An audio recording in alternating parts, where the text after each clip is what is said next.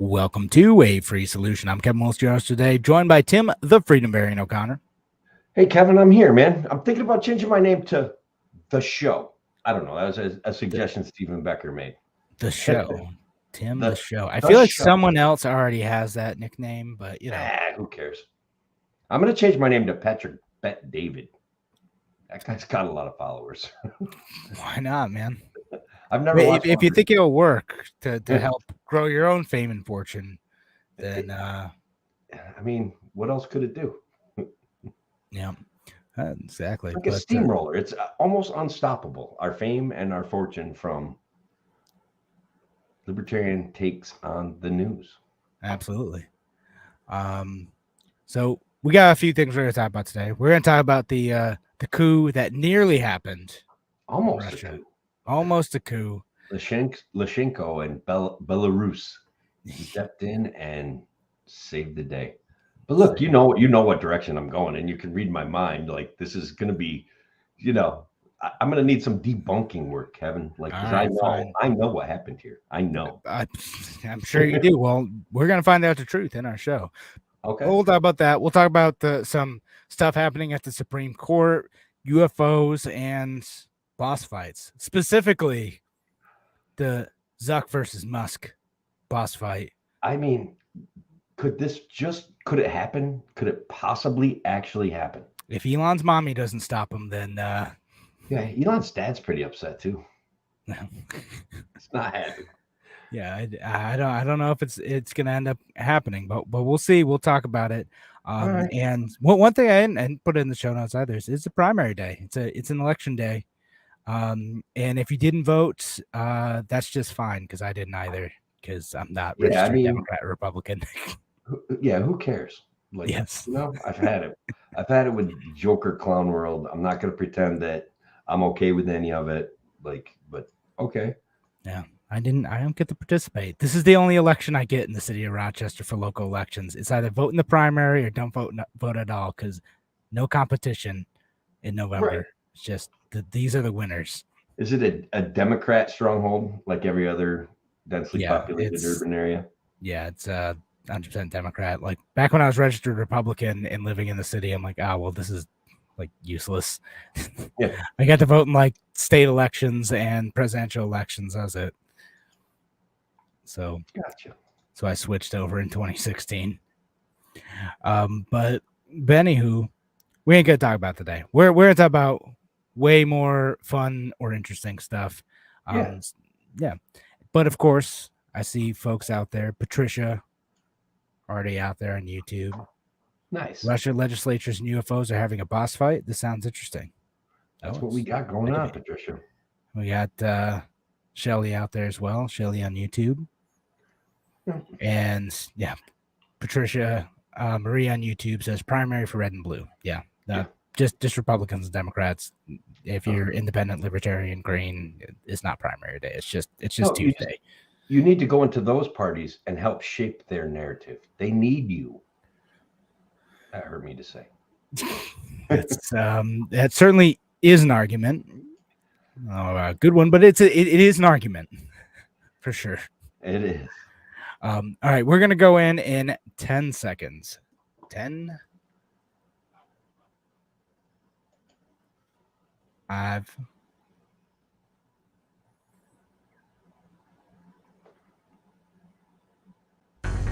Now, an hour of clarity for exhausted people of our nation mired in toxic partisanship. Left versus right, us versus them. While we pay to keep our politicians fighting, how do we, the people, rise up and solve the great challenges of our time? We do it by embracing freedom and liberty. There may be no such thing as a free lunch, but this hour is as close as it gets. Welcome to A Free Solution. Welcome to A Free Solution. I'm Kevin Willis, your host today, joined by Tim, the Freedom Variant O'Connor. I'm here, Kevin. How are you? Living the dream, Tim. Living the dream. That's all we can do. How are you? Yeah, that's what we do.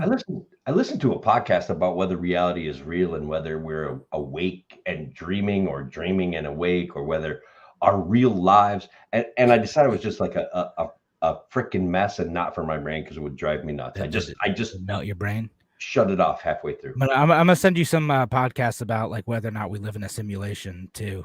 Oh, good. That would be great for me. Just break your brain that way too. Yeah, that be just what I need. I mean, I traveled down the solipsism route when I was younger, like where like that's basically the extension. The world is an extension of your mind and your mind only. So everything kind of happens because of you. And I was pretty comfortable with that. Fair enough. The world is how you perceive it, literally. Yeah. So, and only how you perceive it. Like that's it. Nothing else. Once we go off the show, nothing exists. That's it. Just me going and watching. I cease to exist after I hang up the call. Yeah. Hang up. Get off the live stream. Like if a tree falls in the forest, does it make a sound? It's like it doesn't even exist because I'm not there. That's it. Who cares about sound at that point? Yeah. So Tim, normally we save our philosophical ramblings for the bonus episode, but here on WYSL, we're going to talk about very serious international politics and the very serious people who participate in them. Yeah. Specifically in Russia. We're gonna talk about the coup. The rags to riches story of attempted coup. Penny Prigozhin. I couldn't resist throwing that in there, Kevin. Yeah. So if you hadn't been paying attention, Friday evening our time, something strange started to happen. Yeah, strange. Where there's rumblings that the Wagner group, led by Mr. Prigozhin, were unhappy because allegedly there had been a Russian military strike on the Wagner group, and the Russian government wasn't happy with them and was going to try to break them up. Now, that strike may or may not have been real. It seems like it might have been like totally made up.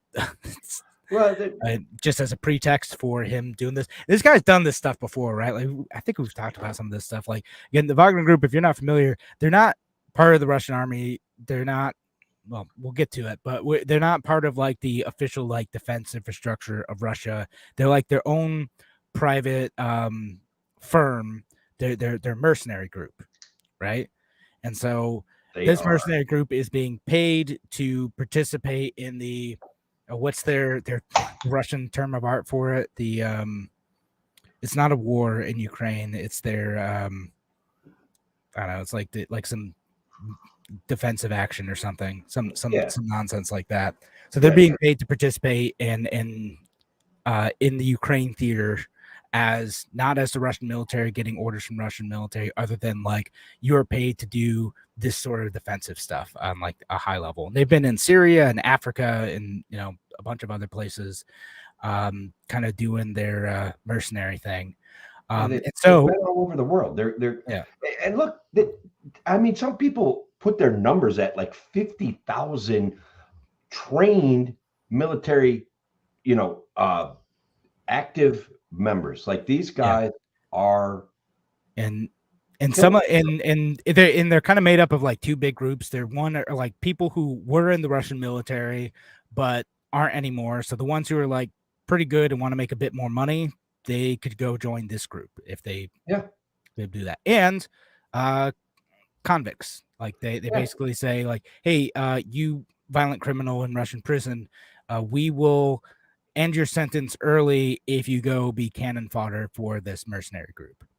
That's exactly what they are. It's slave labor. It's this hey, stay in jail or go point a gun at the people we tell you to point a gun at, because apparently that can be Ukrainians or your fellow Russians when things don't go your way. So many of the discussion was centered around Yevgeny's complaints were they weren't being supplied like regular Russian military, that they were getting riskier missions, that they were not. Like he didn't even have enough food, and God, he made a big deal of it a couple months ago, where he's like, "We're just going to pull out of Bakhmut. We're just going to be done." Made a whole stink about it, and actually made news in Russia. Yeah, I mean it's an interesting thing because like we don't even. This is like a bad movie in a way, like that these guys actually exist. That there's this private military group, 50,000 strong, that conscripts Russian prisoners into military service. Like this, guys, it's like, I'm not sure why we didn't know more about them before this. Like, why hasn't this been just I mean, big? they're kind of infamous because like the way Russia uses them is when Russia wants like plausible deniability to do the stuff that would be embarrassing on the international stage, right? Like, Right. Essentially, when they want to do stuff that might be considered a war crime that would have actual international diplomatic consequences, like this group would get contracted, usually not officially by the Russian government, but also like more or less by the Russian government to go and do their dirty work, right? The stuff where like they could be like, oh, that wasn't us committing those war crimes. That was this private group. Yeah, it's bad. Shouldn't have done that, but it wasn't us. We kind of told that's them kind of not to do that. We suggested that they take this town near this bridge, and we didn't tell them to wipe the entire town off the face of the planet. You know, like that's not what we did. They did do that, but now we have the bridge, so we're sorry. You know, like it's so weird. But guys, I mean, are we ready to hear the rags to riches story of Yevgeny Prigozhin? Yeah. This guy tell us about it. Was like a petty thief, ended up doing some jail time, like gets out, goes into the family business of like selling hot dogs in St. Petersburg, right? Like out of a hot dog cart. Yeah, right around the time of the fall of the Soviet Union is when he started doing this side of it. Interestingly enough, makes tons of money, opens restaurants, opens catering things, gets to be chummy with Vladimir Putin. And guys, he translates his exceptional managerial skills into a paid mercenary service for the Russian government. Somehow. Who knew those skills were so transferable? Well, I do tell my kids, I worked in the restaurants, and I encourage my kids to work in restaurants because those skills are those interpersonal skills where you learn to organize yourself and organize your station and work with other people. Hey, I've worked for a catering company too. Like I've done it. Now, I didn't think like, gosh, you know, how do I turn this into a private military force where I can script prisoners and do dirty work for? I was gonna make a joke about like, you know, wanting to kill people, but you know. I don't. Yeah, it's weird to joke about it, but also our world is really weird, Kevin, and there's not a lot I can do about it, honestly. Right? So somehow though, this guy, he goes from being like basically for a while like one of Putin's personal chefs, right? Yeah. To the leader of this infamous mercenary group. Yeah. Been raising the stink lately. So really did have like a rags to riches story. However he got it. Selling hot dogs, Kevin. Yeah, selling hot dogs. I mean, I'm skeptical. You know, I'm like selling cocaine hot dogs, maybe. I don't know. Like he made whatever it is, lots of money. And perhaps he just implemented in with a successful mob strategy in selling hot dogs. Like every hot dog that was sold in, you know, Leningrad, St. Petersburg, he got like a penny of or something like that for a protection racket. I don't know. Like I don't know. I'm not sure what. I mean, maybe like the catering thing was really good until he was, you know, hanging out with Putin, and I don't know whatever he did there seemed to have been a good opportunity for him, right? Yeah, it's amazing opportunity. It's amazing opportunity. Yeah. So this guy, he's been operating, this mercenary group for a little bit, kind of like doing well in Ukraine, but complaining about the stuff that the Russian government is supposed to be supplying him, right? They're not only giving him money to pay the contract to go fight in Ukraine, but also they're supposed to be supplying his soldiers with like ammunition and you know, different logistical supports, right? Sure. Doesn't like it, decides that he's going to go on a march for justice. Well, you're forgetting the part where the CIA came in and gave him $6.2 billion. Yes, that's obviously that's it. I'll say this, I did see this, but the only people I ever saw doing this were like a handful of libertarians and like kind of people who tend to repeat Russian news, being like, people are saying that the CIA did this. The news is saying that the CIA. That's the only source I ever saw is people on Twitter saying it's good enough for me, Kevin. Well, I hear that the CIA was involved in this, and then like Are you denying that the CIA is involved in this, Kevin? What I'm saying is that there isn't any evidence of that yet. Now, I'll grant you, and I said yet because like I don't know that the CIA was involved. Joe Biden says they weren't involved, but Joe Biden might not actually know if they were involved, even if they were involved. That's it. I mean, like our government has done, and I say yet, like there's no evidence of it. It seems like it would be dumb for them to like do anything with this guy who is wildly unstable. But also, this is the same government that backed, such winners as like Osama bin Laden in his earlier life and the Mujahideen and both sides of the ISIS conflict, including Al Qaeda again. So, I mean, it's not impossible. Right. I'd go so far as to say it's plausible that there was probably, look, if it was successful, the CIA would take credit for it. That's for sure. And the world would kind of be like, all right, the CIA doesn't suck. It's just, it's almost like it seems so likely. But then if in fact it was the CIA, then the CIA got gamed, right? Like the CIA actually got gamed by Yevgeny. Like, yeah, because again, if you hadn't heard what happened, because we didn't actually describe what happened here, because again, he went on his march to Moscow. Or he took the Southern Military District, like the command center for where the Russian Ministry of Defense was conducting the war in Southern Russia. He took that basically without resistance. Everyone laid down their arms. He like walked right in, took the command center, took a small city, and then was marching to Moscow, got like 200 kilometers outside of it. And it's just like, nah, we don't want any bloodshed. After shooting down like 7 helicopters, a command aircraft, and several other things, but nope, we don't want any bloodshed. Turned around and is living in Belarus now.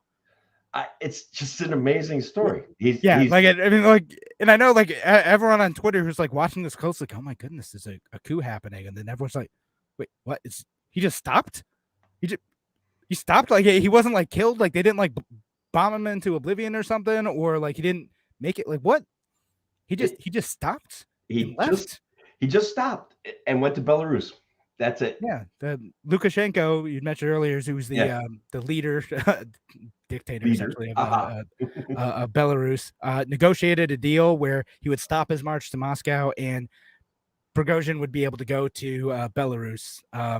Now, if you're one of the soldiers who laid down the weapons or picked up a weapon and joined them in his march for justice to Moscow, good luck.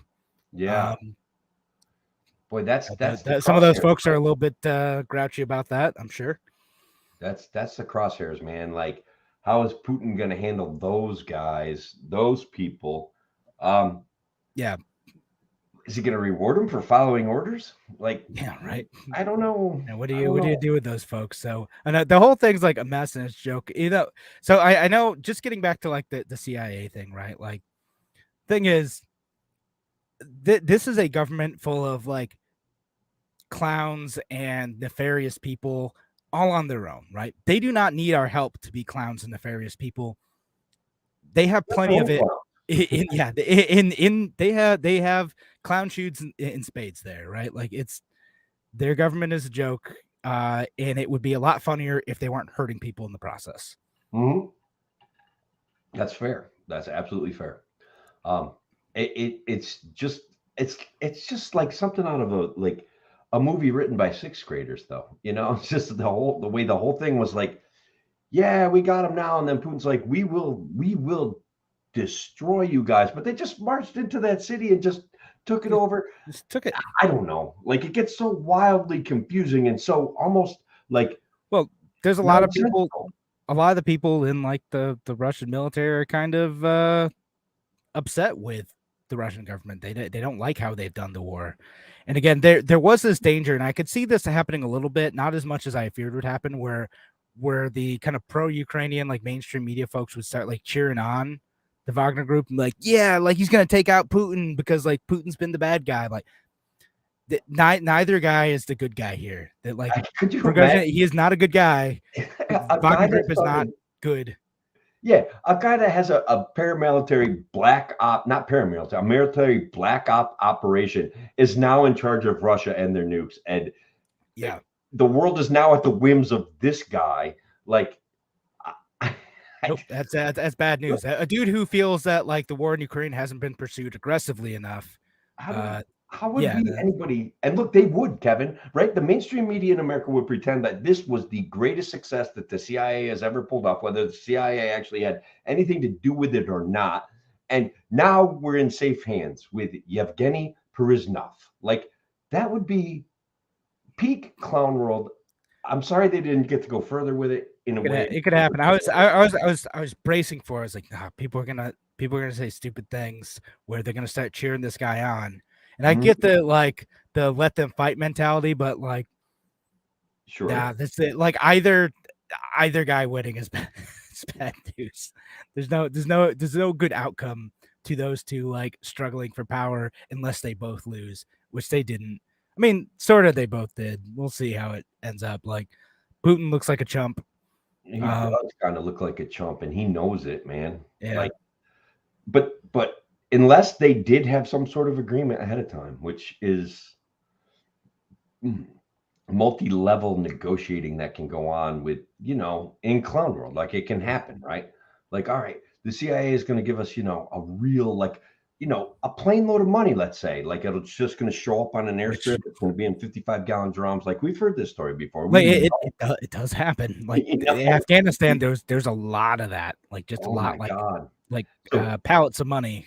Like was a real thing. Yeah, it's to get and achieve it. Honestly, it would have been an impressive outcome, but then the end result would be Yevgeny is now in charge of Russia, because that's how things work when a military coup takes place. And then where would the world be? Like, what would his machinations be? And a guy that runs a private military outfit, like his machinations are obvious, right? Like, he's a dangerous dude. Yeah, and I saw like just a hilarious thing, like, oh, this is one of the first times like a criminal has taken over like a major state in the world. And like first time. First time. No, there's been a couple times.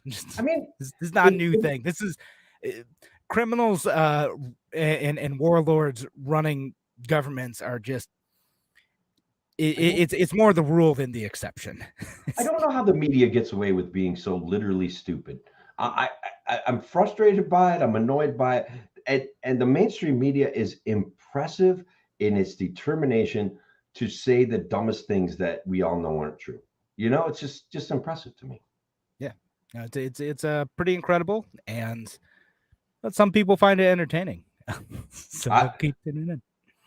Thanks to the U.S. military, I find it very entertaining, right? Like we're very real about our self-defense. We have a very relatively stable country compared to what's going on in Russia and Ukraine. Like, very incredibly stable. We're incredibly stable. We're incredibly safe. There are lots of good things in our world. So we have the comfort of laughing and being just simply amazed at this stuff. Yeah, for sure. All right, so we're starting to run out of time on this one though, and I know we got a bunch of comments. We're gonna get to some of those comments during the break because we always appreciate y'all weighing in. But if you're on WYSL, we're gonna head the break. So thanks again for joining us here on A Free Solution. We're gonna be back in just a few minutes. Talk to you soon.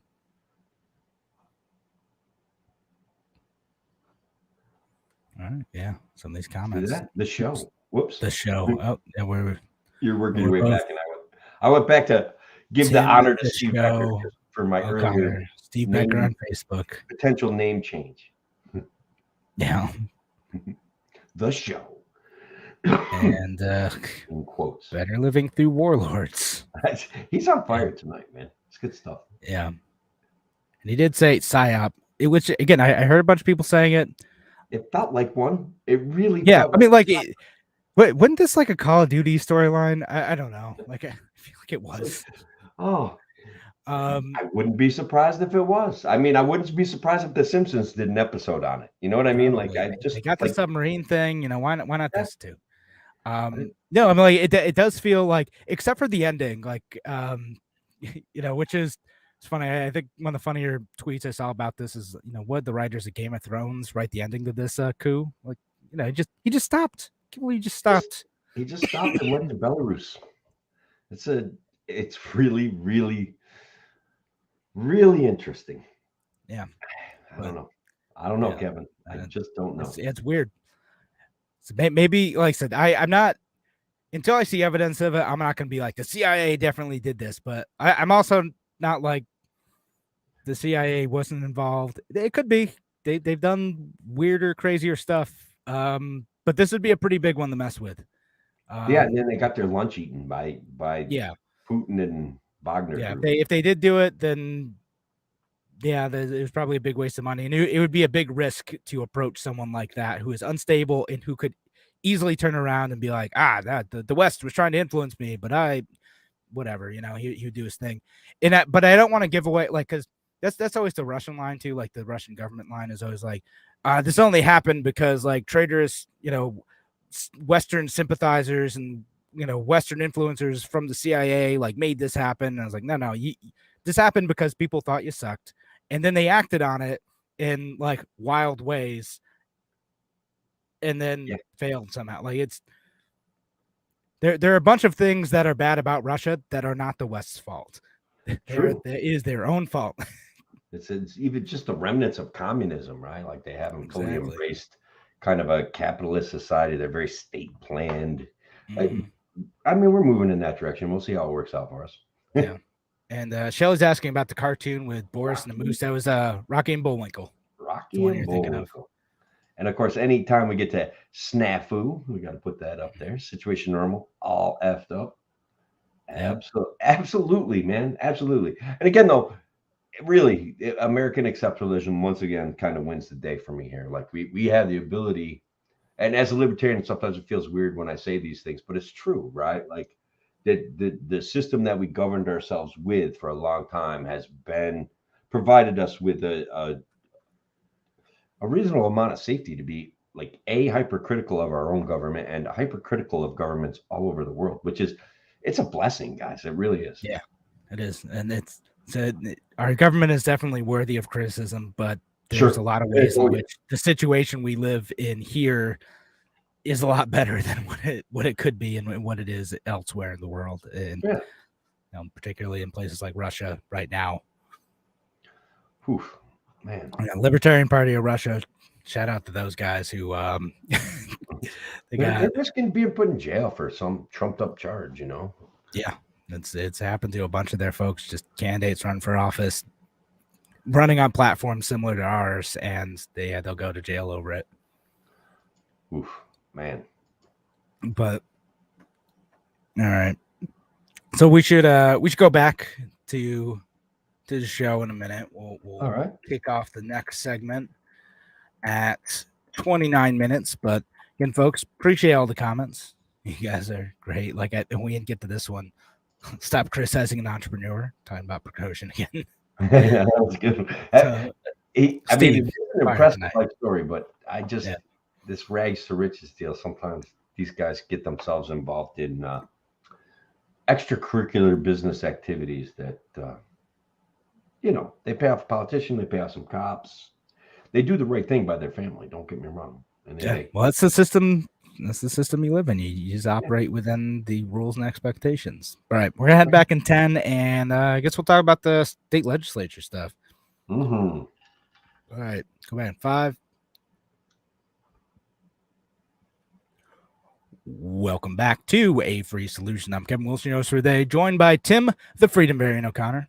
I'm here, Kevin, and this section, this segment here is going to be the let's keep ourselves grounded. It's going to be a little bit dry, but bear with us, guys.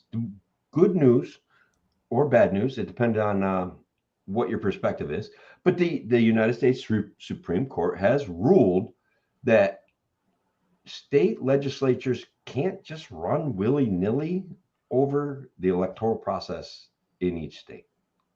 That there are some sort of electoral standards that can be reviewed, that are subject to judiciary review. Right. I think that's kind of good news. I don't know. It's a little bit confusing to me. Yeah. Well, it's I know, like we as like libertarians always have like some of that debate. It's like if the federal government is intervening on behalf of like doing more to protect individual rights and abuses by state governments, are they doing a good thing? Right? Like it's a weird thing because the federal government might also extend that power to then declare rights that don't exist that require the confiscation of wealth from others, or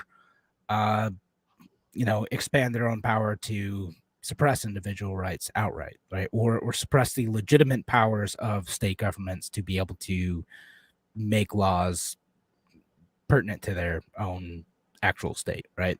And so in this case, like it's specific to election laws, right? Like basically that the argument went that like state legislatures could make election laws essentially however they wanted, right? Like that there's no legitimate federal government power to intervene on behalf of individual voters in terms of how elections were run, except for the constitutional amendments, right? So except for like, equality before the law, 14th Amendment, 15th Amendment, every citizen having the right to vote, like that sort of thing, right? Except for those things, right? And it gets into the whole like, one person, one vote rules and all that. And mainly what this comes down to are things like how can, like, they're relevant to recent elections is one, how can states do redistricting, right? Can they just do whatever they want? Like, is there any who regulates whether or not they can gerrymander the heck out of their state? Well, but here's the thing, Kevin. Here's the problem. Like in New York State, we actually have laws against the way that we've gerrymandered New York State, and yet here we are, right? Like there's been no real check. And it did. The judiciary in New York State rolled back some of like the worst abuses, where a lot of Democrats are like, forget it. You know what? Like they're outright, they're saying the quiet part out loud. They're like, well, the Republicans are doing it in other states, so we're going to do it for Democrats here. And then judges in New York State were like, nope, no, you can't do that. You can't. But regardless, even before they tried to make it more gerrymandered, it's still ridiculously gerrymandered, and it's not in line with the U.S. Constitution. Our friend Dr. Mark Brayman did a big, like, in-depth breakdown of how it certainly could be quantified and organized more in accordance with the New York State legislature or the New York State Constitution. And we're nowhere near that. Like, for example, like Senate District 51 is this huge 11 county, travels all over the state kind of thing. And it's like, I don't know, man, like it doesn't make any sense, Yeah. So when we get there and we have these conversations, one of the things I think about this is that the Republicans saw a distinct ability for Democrat legislature controlled states to effectively pass laws that benefited things like mail-in voting, ballot harvesting, and a proactive attempt to get urban areas stronger representation. And I think that Republicans want to do that themselves, but they're just going a little wild, I guess, right? Yeah, I mean they want to have their own version of that, as and both the Democrats and Republicans, because again, the important thing to keep in mind, folks, is that the folks in power, the Democrats and the Republicans, both parties, are there to perpetuate their own power. Full stop. That is what they do. That is what their jobs are. And like they'll put their nice spin on it of like, well, we want to stay in power so we can fight for justice, or we can fight for morals, or whatever it is. But like ultimately they want to stay in power, and they will bend the rules to ensure that they do that. And they do that through different ways, like, sometimes it's the way New York State did it, by removing any independent competition from Republicans and Democrats and making it more difficult for third parties to be able to compete in races. Or sometimes it's, through ways that, like, and again, it's tougher to argue against some of the ways that Democrats is like, well, how could you be against early voting, right? Like early voting, it's people still being able to exercise the right to vote. They can just do it on a day other than Tuesday now. Right. Okay. Yeah, I get that.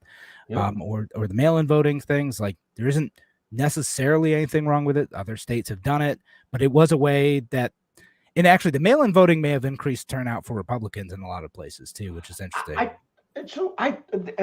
want the opportunity to make this point again to my Republican friends that being married to this concept of voting on Tuesday when our young people are working many long, rigorous hours. Many of them are working out of town. Some of them would even actually vote Republican because they like you.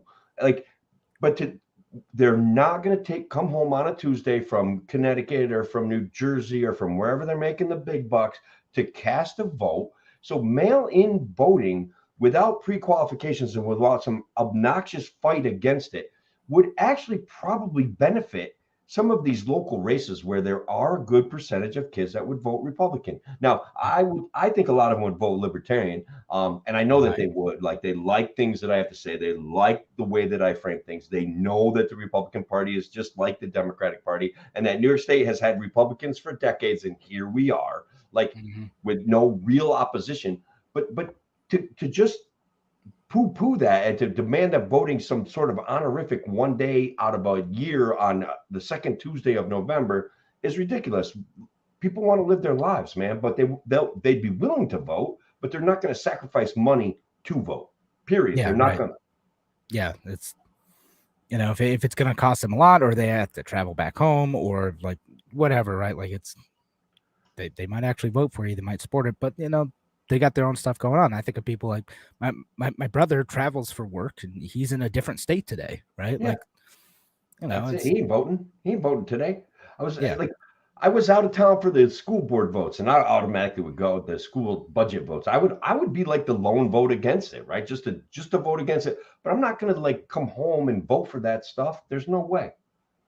And I'm not going to do I want mail-in voting to be easy, optional, and secure. That's what I want. I would even go with a blockchain style voting where we could just vote from our computers, prove who we are, boom, boom, boom, done. I voted. See you later. Honestly, if it's Trump versus Biden and I don't have a mail-in voting option, I'm not voting. That's it. Fair enough. Sam on YouTube says the biggest challenge I have with mass mail-in voting is how do we guarantee one person will vote? Is every ballot checked against in-person voting record? Like I know. Yeah, I mean, like every ballot is like you're only able to get one ballot if you vote, and if you decide to get a mail-in ballot and then you attempt to vote, only one of your votes will count. Like that's a thing, right? Like you could change your mind if you mail in your vote and then you go vote on voting day. You could change your mind.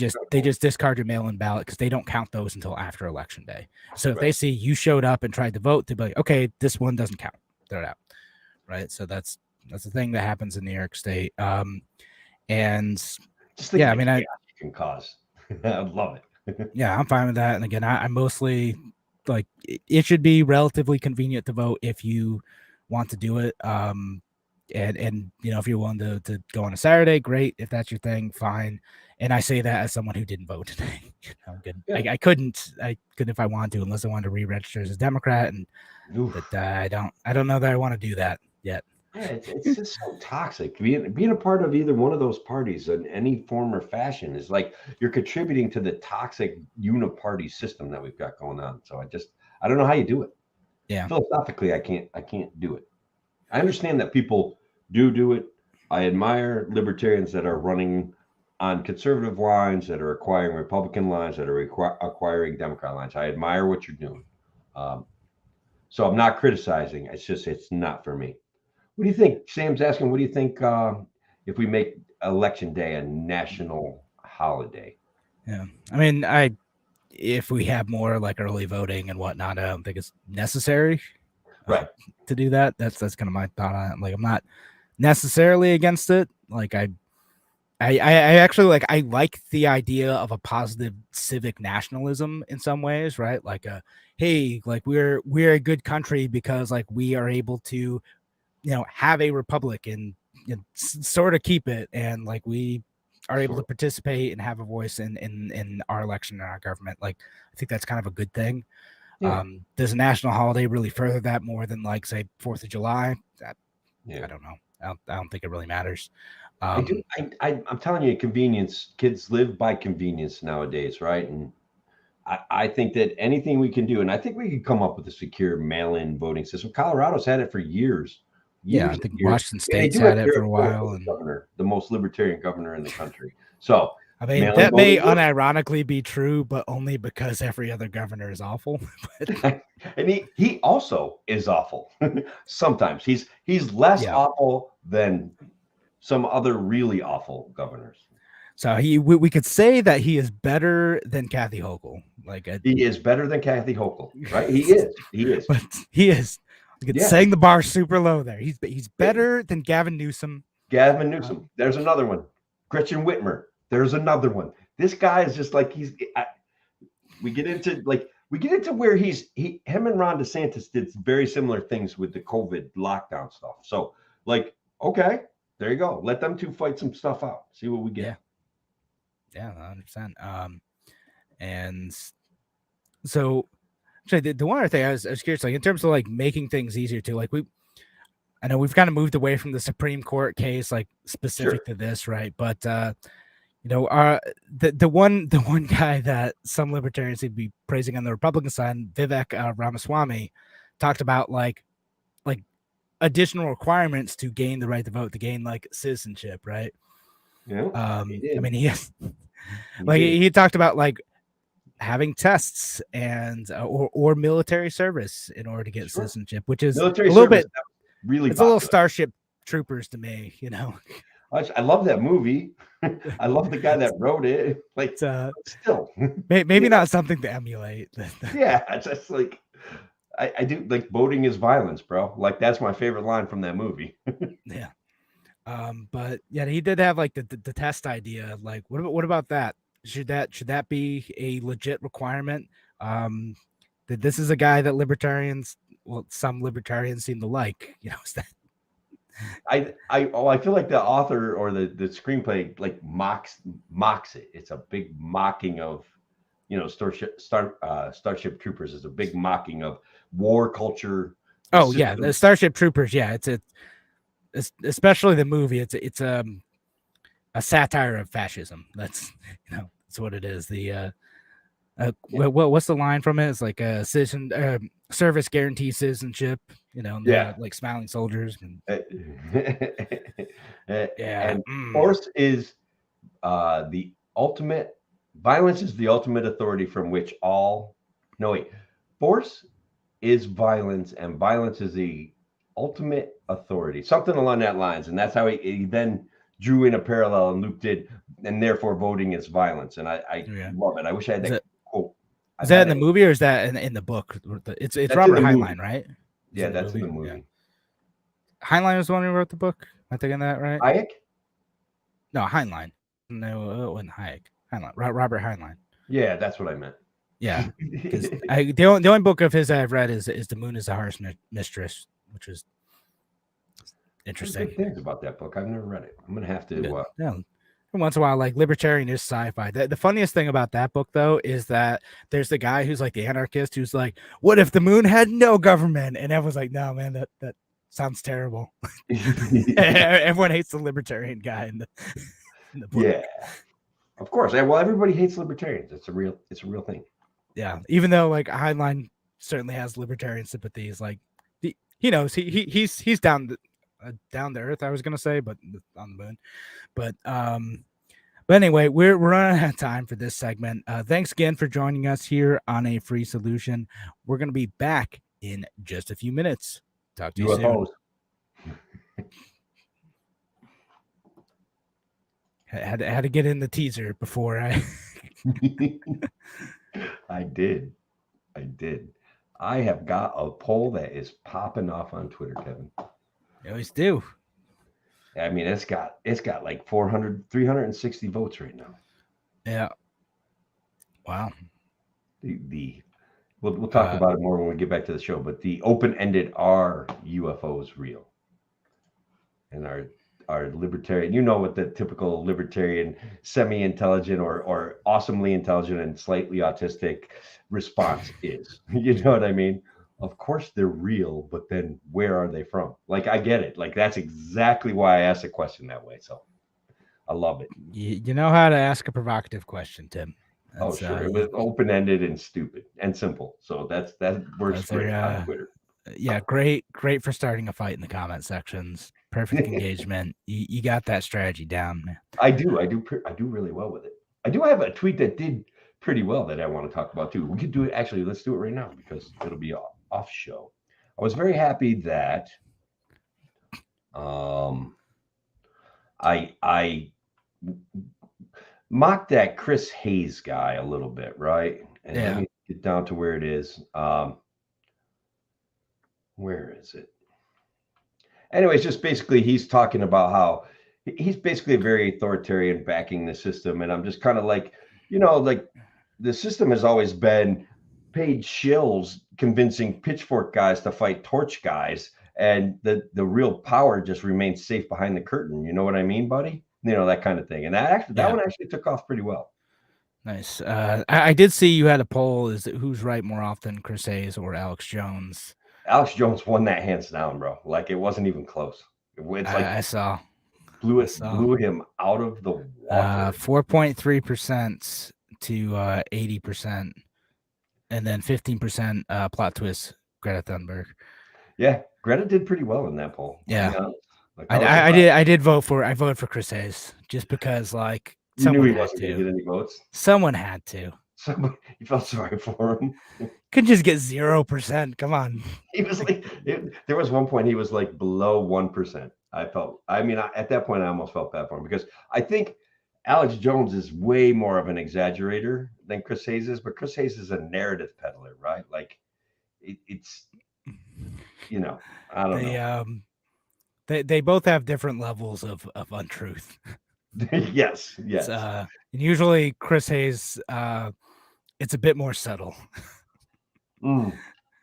He's very predictable. I think there's no real. It's like a regurgitation, right, of a standard blue team narrative, which is, first of all, I hate that, and second of all, I don't think that's media, or I don't think that that's news. So. Reminds me, I have a book to recommend to you. After the show, we should get back to the main show. But I have a book to recommend to you. You're gonna hate it, but I should read it. Yeah, no. We'll talk about it briefly, like after the radio show, because in the short, we probably should get back. We should get back to the radio show. We should finish it. We should talk about the people are waiting, I think, to hear about the UFOs. The UFOs. You're very. I know you're excited to talk about them, so we'll get to that. It's going to be the same though, but because I'm such a skeptic, it's like UFOs are real. Yeah, okay. Are they? They're not real. I think they are. Just like contrarian. Yeah. All right, we're gonna be back in 5. Welcome back to A Free Solution. I'm Kevin Wills, your host for today, joined by Tim, the Freedom Variant O'Connor. Hey, Kevin, as you know, like as I mentioned to everybody, I had a bout of Rocky Mountain spotted fever, which, guys, gave me all sorts of time to check out all sorts of podcasts. And I happened upon two separate podcasts that went in depth into the Five Eyes Alliance and their current knowledge of UFOs, which they don't call UFOs, they call it unidentified something phenomena. I'm not sure what the A means because it's changed meaning a couple times. So, anyways, these guys, this is Russia, Canada, Britain, the United States, and I'm drawing a blank on the fifth one. But anyways, they formed this alliance where they share like military technology and intel, right? And so one of the things that they've been talking about recently is UFOs and how they're going to frame the discussion around UFOs. Because, guys, as recently as 2021, there was a verified from the Pentagon U.S. Air Force pilot who, guys, he pulled out his cell phone when he's flying one of those F-15s and just like happened to catch a good to know Air Force pilots are just like us. Like, oh yeah, driving, what's 50 miles an hour, a few hundred miles an hour, whatever, like cool picture, you gotta snap it. And so he gets up there, and it's like this cylindrical kind of ball-shaped object that goes zipping past this plane. And basically all of the sensors, everything was legit about this. This is one of the things where the Pentagon was just like, we do not know what that is. And guys, I'm not talking about like the weather balloons and the recreational balloons that they hobbyist shot down balloons. earlier this year. we call them used a few missiles on.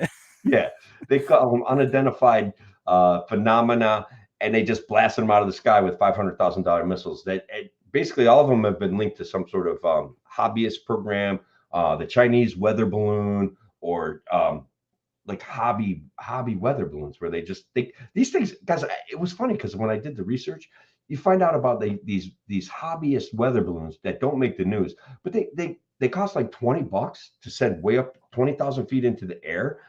They send back data to the Earth, and they circumnavigate the globe like 15, 20 times before they finally disintegrate. It's an amazing little deal. Like, nobody knew about it till now. We're breaking news on this. Yeah, I mean, the hobbyists knew about it, but yeah, that's.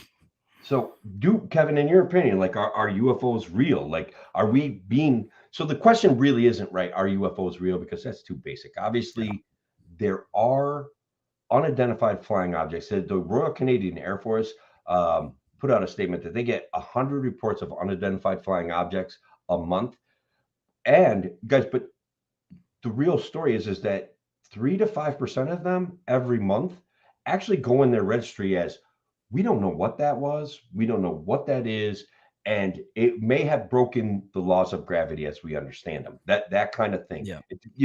They don't get really interested unless they think it's a threat, but they can only investigate so many. So we're talking on the order of 60 to 100 a year, 40 to 100 a year are legit reports of unidentified flying objects.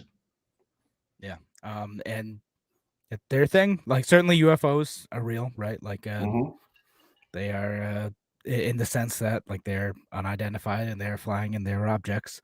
And the ones that aren't hobbyist balloons shot down by multi-million-dollar missiles, like, yeah, there's a few that are like, they're head scratchers, right? They're like, yeah, maybe it is something, and that's, if we're gonna get into like, are aliens real? Maybe, I don't know. I have no idea. Right, the infinite probability spectrum of the infinite universe is that there is life on other planets, right? Like that to me is a 100% reality, that life has developed, and it may have developed a consciousness similar to ours. It may have a higher IQ than us, and may be better at recognizing patterns. It doesn't mean anything other than that, like, life on other planets exists. Now, are they coming here to protect us from ourselves? Guys, it's like AI, man. Like, thinking AI is coming here to kill us or save us. It's like aliens coming by to check us out. They're not going to save us from blowing ourselves up unless it's like they have an ulterior motive, like in To Serve Man from the Twilight Zone in the 1950s, right? Did you ever see that one? I have not seen that one, no. Oh my God. The aliens come to America, Kevin, and they set up shields so we can't blow each other up with nuclear weapons. And they start kind of taking people to their planet, and they give us a book that explains all of it. And we've got to decipher the book. And the title of the book is To Serve Man. And there's like, oh God, and this is such a human trait, right? Like, these guys are here to save us. They're such heroes, and there's always the skeptic, the guys like Kevin and Tim going, I'm not buying what this 7 foot tall and 9 foot tall alien is selling us. Like, so finally, the final scene of it is like, this guy's watching his wife go up the thing, and he's like, it's a cookbook. It's a cookbook. Like, he finally decoded what To Serve Man was. And they were basically taking human beings back to their planet as a food source. It was beautiful. Yeah. Well, there you go. Which, it just pays to be skeptical. That's the message from that. That's fair. Just don't trust the aliens who are like just trying to protect their their food stock. Food source. Farmers. They were just intergalactic farmers. Just hunting. But we'll get this just because we're having fun with this stuff. Patricia on YouTube says, wouldn't humans be arrogant to think we are the only intelligent life in the universe? Tim, have you ever heard of the Fermi paradox? No. All right. So Fermi paradox is basically it's this, right? Like, it's Patricia saying that, like, we the only intelligent ones out there. They're billions and billions and trillions of stars, like an unlimited number of like possible places in our universe, billions and billions of stuff in our own galaxy. Couldn't there be some probability wise? There has to be something else out there. That being said, why have we not heard from them yet? Like, what? Why not? Because so we don't care. That's one of the theories. One theory is not that interesting to them. One theory is like they're not interested in us. Either they're so intelligent, they're so beyond us. It's like they think about us in the same way we think about bacteria on a day-to-day basis. Oh, it's interesting that they're there, but like not really something I feel like interfering with. Yeah. The other option is that it's just that faster than light travel is not actually possible. It ends up actually being physically impossible. So getting from one place to the other is so time consuming that no one bothers or can travel that far. And so we haven't seen aliens because of that.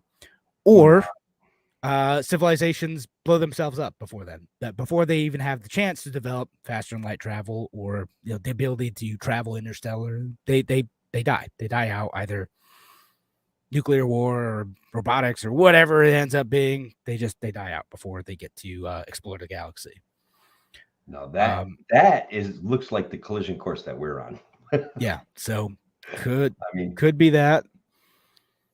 We got Sam going with the Simpsons reference. The Kodos and Krang are alien overlords, and since the Simpsons predict the future, obviously it is basically guaranteed that there are aliens. And as far as evidence goes, I find that persuasive. Yeah.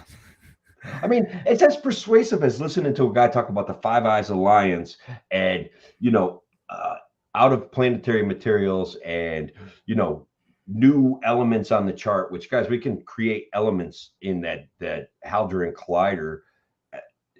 So, like, that stuff isn't as out of reach as we want to pretend that it is. And we have all sorts of extra planetary material on Earth already, from asteroids and from cosmic dust. So none of that's also a big deal. Now, we do, guys, here's an interesting thing. What's the fastest projectile speed that we can hurl a big object at here on planet Earth? On Earth? Yes. In atmosphere? Yeah. I don't know. It's Mach 6, Kevin. It's 5,400 miles per hour. We can hurl an object that fast. We have the technology. Now, it takes massive amounts of electricity, like in the gigamegawatt, being delivered at amps of 1,000,000 amps. But we've done it, and we were going to outfit Navy boats with what are called rail guns. Oh, yeah. Yeah, so you know about rail guns. All right. So there's this scientific possibility that developing somewhat better understanding of magnetics would make some of these unidentified flying objects entirely possible. So that's something that I kind of buy into, that there is a science behind what these guys are seeing, that perhaps it's not part of everyday science. Yeah, it also might be a legit thing, or like the whole Area 51 thing was like, those are government experiments. People were seeing weird planes because the government was testing planes there. Sure. Yeah, we have some devastating military equipment as it is that would probably, to the untrained eye, look very much like it's operating outside of the bounds of physics, that goes that fast, right? Like if you see a projectile coming down from 5,400 miles an hour, even as part of a test, like it took them such a long time to develop a projectile that would withstand the speed of that the railgun was able to emit these things, that that's a problem. It melts in atmosphere, because that's why I asked the question, like, how in atmosphere, because like, it hits the air and it's hot, as it turns out. Yeah, so electricity is an amazing thing, right? And magnetism is an amazing thing, and the force and speed with which they can deliver a projectile, even though it's not military ready and we don't have the ability to power, though they're saying the next generation of aircraft carriers will have, and battleships will have, the capability to use railguns. They'll be able to generate that much electricity. Yeah, they're going to probably through nuclear power. They got nuclear power plants are already on board, so let's beef that up a little bit. Or get fusion. We solved the alien crisis thing, man. They're not necessarily here. There are things that are flying around.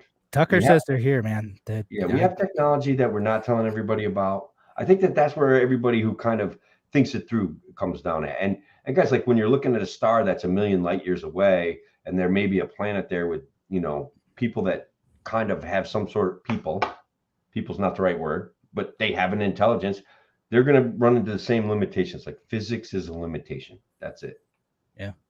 To get the faster than light travel, And then you warp time and you create mass problems. It's not even worth it. Yeah. Well, I'm reading a book right. Weirdly enough, like a Catholic sci-fi book called what's it? The Sparrow, where they talk about time dilation too. So if you want to go like 99% of the speed of light, it slows down time from your perspective. So on Earth, decades are passing while like weeks are passing for you. And that's a rewrite of the Songbird. I read that when I was 11 years old. It was exactly the same concept. The closer you approach light speed, mass and time warp for you. Well, it remains constant for you, but it warps for everyone else. So yeah.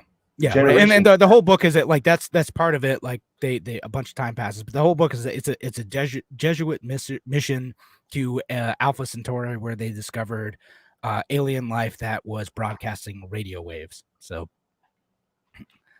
nice. But yeah, so interesting book too, but it's actually way more religious than I expected, if that's your thing. But before we run out of time, Kevin, and I know UFOs are fascinating, but like I'm contrarian with them. Like, yes, do they exist? Yes, does alien? Like I'll go back and forth. Like next week, I could be like, yeah, hey, like aliens are here, but I don't know. Like lizard people are already running the government, so it doesn't really matter. Oh yeah, we got to end on that now. Speaking of lizard people, Elon Musk and Mark Zuckerberg have decided to square off in some sort of UFC MMA style contest. Yes. It's amazing times we live in. Amazing. Yeah, it might happen. Rumors are going around that Elon Musk's mom was going to stop it.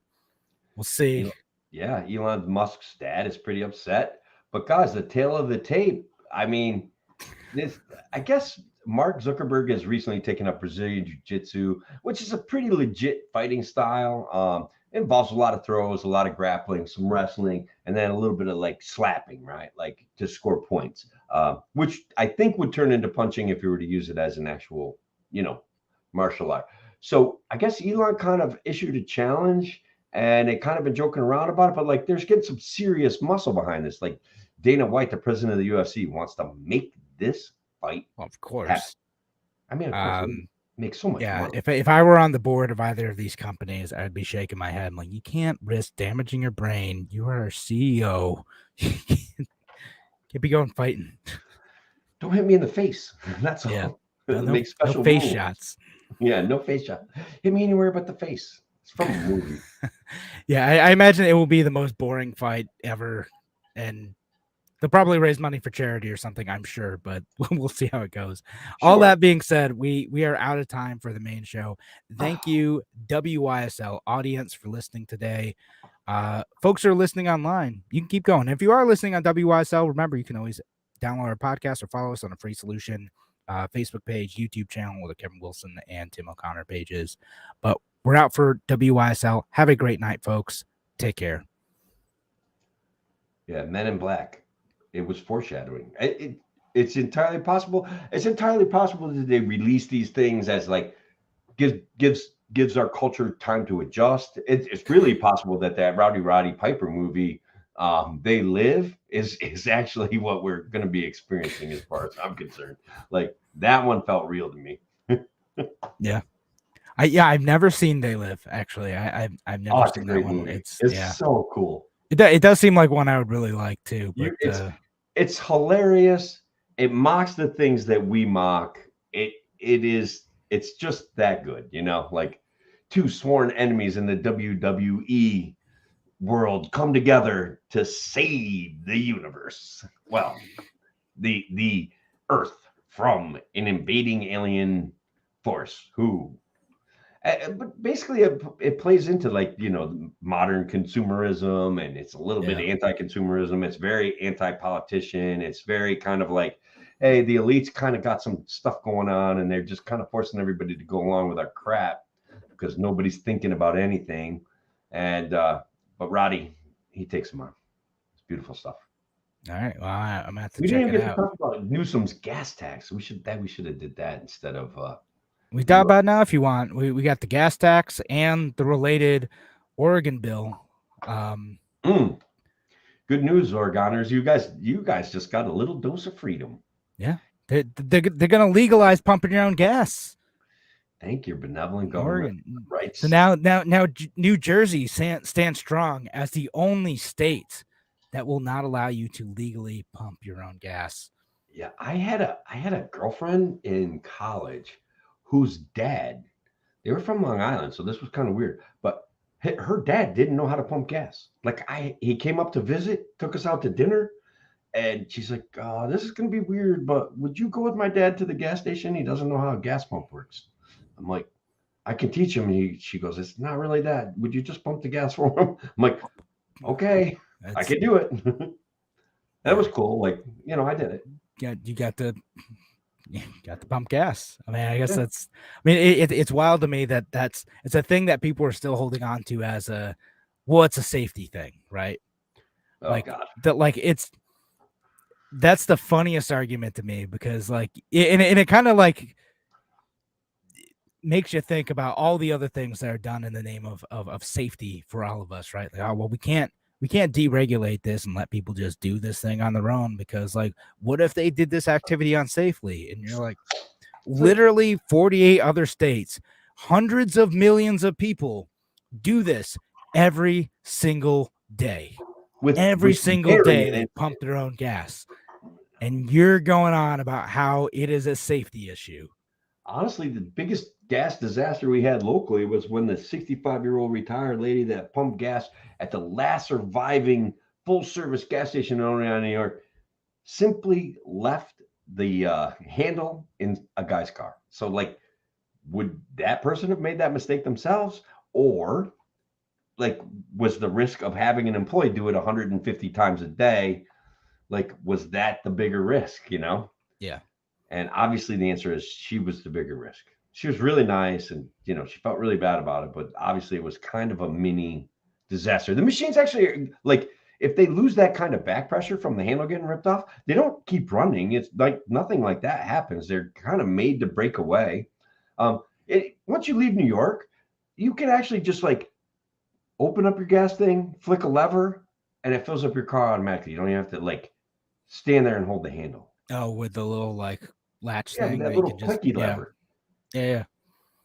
It's like life is better in Virginia. You can just turn on the gas and stand there while it fills up. You don't even have to keep your hand on the gas, smoke a cigarette, Well, yeah. I mean, sure. We need to license gas pump jockeys. Yeah. I mean, with extensive schooling, we could be safe with that. Yeah, right. Needs to be a massive licensing program. Each license needs to cost tens of thousands of dollars for our safety. Because those are good jobs. And look, they are good jobs, right? For the right person at the right time in their life. The lady that's partially retired, pumping gas, making a couple dollars in tips every day. You know, it is. And what's the thing? I know there are a few places that still do full service gas stations. There's one. I have no idea if it was still there, but it might have been Washington Mills, New York. It was near Utica Road. But they had a full service gas station, and their whole thing was hey, come visit us in February so you don't have to get out of your car, and we'll come over and pump the gas for you. You still got to turn off the car, but it's pretty awesome. There's one in Cooperstown, and the last time I went there, the lady told me I had to put out my cigarette, and she was not very polite about it. So, I haven't been back. I'll just pump my own gas and smoke my own cigarettes. I don't need her help. It was like a timing thing, and it was kind of the way she said it. It was really it was a fair request. And sometimes a grumpy old man is just a grumpy old man, and I was a grumpy old man that day. Yeah. I did do a thing about envy. I don't know, it's going to be kind of silly and boring, maybe. But like I've been thinking about, I don't know if you even want to do this, right? But I collected some quotes and I wrote a little kind of narrative about it, right? You want to hear it? Sure, why not? All right. So envy, right? And I introduced with some quotes. The envious man grows lean at the success of his neighbor. Horace, like that great philosopher from who knows when, like forever ago. A man shall never be enriched by envy. That's Thomas Drax. And then few men have the natural strength to honor a friend's success without envy. And that's Aeschylus. But anyways, I am envy, begotten of a chimney sweeper and an oyster wife. I cannot read and therefore wish all books were burnt. I am lean with seeing others eat. Oh, that there would come a famine through all the world that all might die and I live alone. Then thou should see how fat I would be. But must thou sit and I stand? And so it's like, then the question is like, why is envy the deadliest sin when it comes to like discussions of sin? And here's another quote. From this venom comes a familiar feeling of jealousy and its poisonous words. I deserve, I should, I'm entitled to. This is the reason that envy is a deadly sin. Its toxin works our soul like a boa constrictor, wrenching it imperceptibly tighter with every breath until we can barely breathe at all. And so my thoughts are this, like we live in a time of a multitude of abundance, but we would hardly be able to see that. We'd hardly be able to recognize that if we were to poll the general populace at any given moment. Contrived scarcity, the tool by which leaders of today evoke emotions of petty jealousy, dystopian hostility, and semi-real hatred for your neighbor. The everyday rallying cries of today's modern political class bash our psyche with never-ending narratives. They have more than you because they steal, they destroy, they lie, they oppress, implying that the damage is being done to you by some nefarious force, hidden by billionaires, hidden millionaires. Arguably, those thieves are some sort of nebulous evil cloaked in a shadow, loosely associated with the rich, the well-off.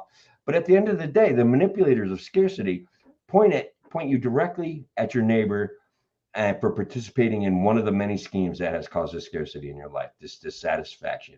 Ubiquitous cries of they owe society a fair share without any real definition of what a fair share might actually be, where that fair share may come from.